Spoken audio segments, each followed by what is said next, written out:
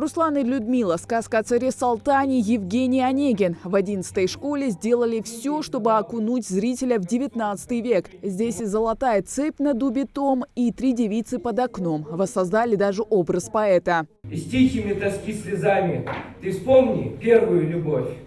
Мой друг, она прошла, но с первыми друзьями нерезвой мечтой союз твой заключен. Школьники выбрали для выступления свои любимые произведения Александра Пушкина. Больше недели готовили сцену, собирали реквизиты и костюмы. С последним было сложнее всего. Понадобились навыки швеи. Я сама его придумала.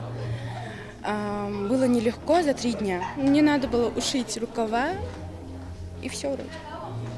И шляпа. Я сегодня играю жену Пушкина, Наталью Гончарова. Сцена «Любовное письмо Пушкина к жене». Мне нужно передать все чувства, эмоции. Расскажи, кого ты сегодня играешь? Русалку. А вот кто тебе такой костюм шил? Это из школы.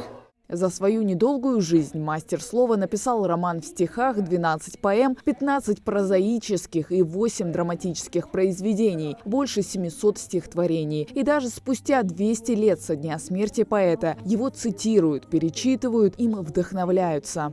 Хорошо, у вас, Пушкин, в моем классе все кончается нулем. Садись на свое место и пиши стихи. Во всем мире почитают талант великого поэта. Ученики хорошо знакомы с его биографией. Как Пушкин любил няню, о том, как воспевал Кавказ. Они с 1 класса заучивают стихотворения, а в конце уже доходят до романов. Вот, например, «Капитанская дочка», образ Машеньки, образ Гринева. Очень доходят до детей. Ни с кем не спутать его поэзию. У него особый слог, у него особое отношение к чувствам. Я являюсь ведущей, сама вызвалась на эту роль, потому что очень люблю творчество Пушкина. Он мне импонирует как поэт, потому что его произведения иногда заставляют чувствовать очень много эмоций. Роковая дуэль с Дантесом состоялась 8 февраля в 1837 году. Через 2 дня после ранения Александр Пушкин скончался, но его произведения заставляют говорить об этом человеке как о подлинном гении.